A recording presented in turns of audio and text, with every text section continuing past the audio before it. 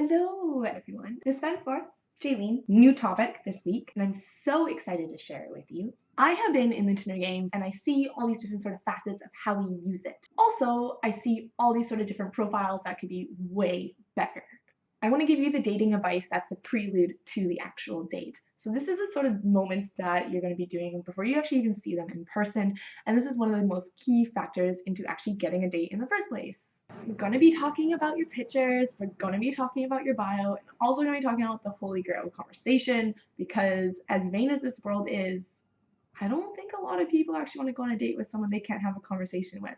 So make sure you watch till the very end so you can actually see how to develop this into an actual meet place. The first is the photos. You have to realize that Tinder was designed to be kind of an electronic bar. So if you're going to be walking into a bar, what are you going to be first seeing about this person? Make sure it's clear. I do not want a blurry photo. Let's put this in a real life perspective. If I'm in a bar and I see your face and it's too blurry, I'm probably going to think I'm either too drunk and go home. I don't think I'm going to be really invested in getting to know someone whose face I don't even really know the logistics of how it actually plays out.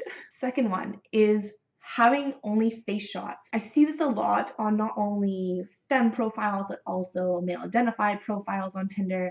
And it goes for me a really huge thing about confidence. You actually want to make sure like you guys are also prepared to meet each other, and in that sense, your expectations of what you guys look like. The fun fact about Tinder is that you can have so many other faces to your own self and who you are. So you can show them the adventure side of you, the hippie side of you, the party side of you, just making more of a theme of yourself. Like I said, there's different facets of yourself that you can show these people. Show yourself in those moments. That being said, do not have all these pictures of you being far away in this forest. Totally cool on Instagram, but the main factor of Tinder is that people want to see what your face looks like. So if it's just a small little you amidst all this beautiful nature, cool, yeah, but will we even have a first date to talk about that, since they probably swiped left because they don't know what you look like? The next thing we're moving on to is the all-important bio.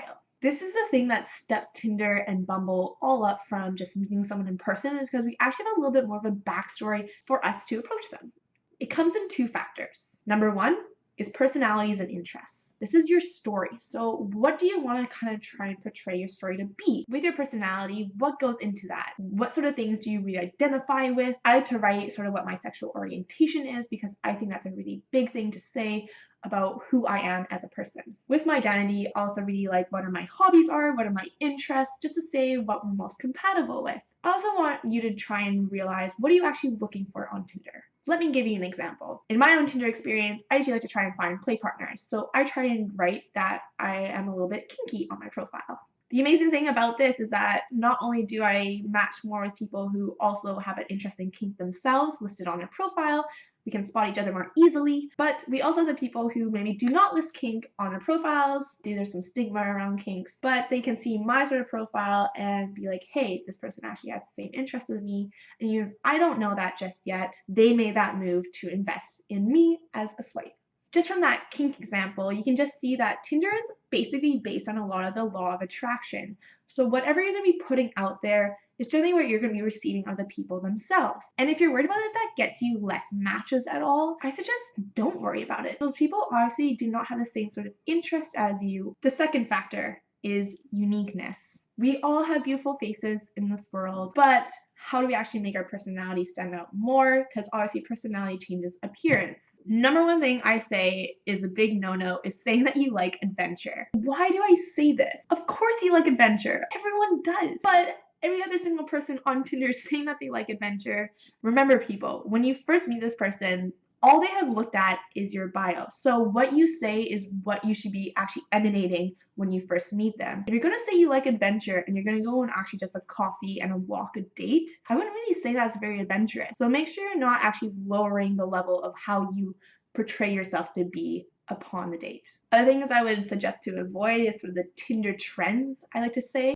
Tinder trends are something that people think are usually unique and funny, and then eventually everyone thinks it's unique and funny, and everyone is starting to use it on their profiles. And also I suggest writing what you are looking for if you are not very comfortable about talking about it in the very first conversation or on the very first date. I say this because even though Tinder is primarily considered a hookup app, We use it for a lot of different reasons. Sometimes I've used it for actual dating. People use it to find their spouses. You can also use it for just friends with benefit. It helps kind of weed out whoever is not looking for that and helps kind of zero in. And remember, the last little tip is to keep it nice and short and sweet. So you swipe right, they swipe right, and you guys match. Now what? The opener is one of the most key points on getting you on this first date because, as we know, Tinder is a very big cesspool of unlimited options.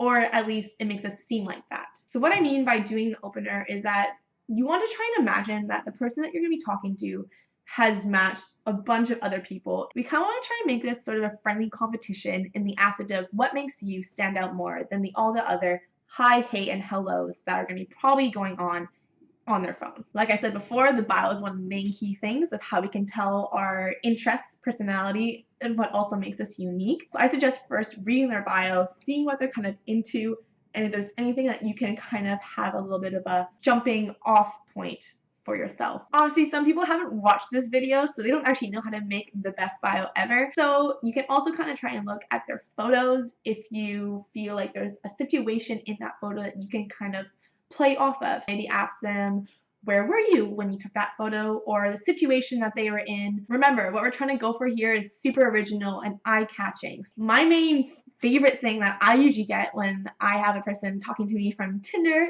is really random. This sort of random topic provides sort of a really cool jumping off point for a conversation that has nothing to do with anything on your bios, which is probably the best thing that you can get to at a point of conversation on Tinder. And I say this is because we can start actually imagining what this person might be aside from what their Tinder profile is. And it kind of gives us a little bit more of an interest and curiosity about finding more. By example of random, I mean just the randomest, such as, what's your favorite beach day song? If you're going to be any household appliance, what would it be and why? These sort of random ones not only can provide a bit of humor, but also kind of make you seem like you can think outside the box of knowing what to talk about, which kind of gives us a little bit more comfort on the other end of things. If you want to go on a first date, then you kind of know that maybe the conversation is not going to be as stifled as it would be with the hi, hello going off your bio. Even if you made a really, really great opener, and even if you made it so random or so specific, some people don't respond, and that's totally okay. You're still great.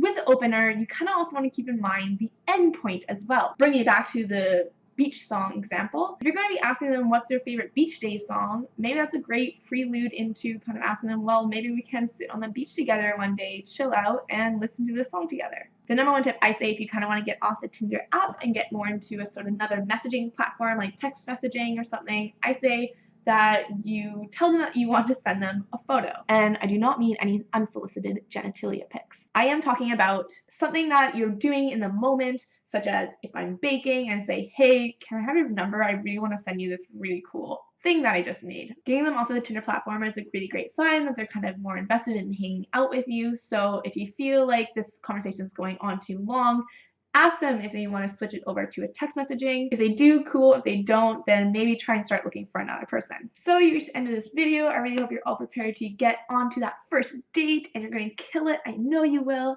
Remember, this is Jaylene. It's Fem Forth. Make sure you like and subscribe if you did like this sort of advice. And there's lots more coming about sex, BDSM, and gender. Thanks for watching, everyone. Have a great day.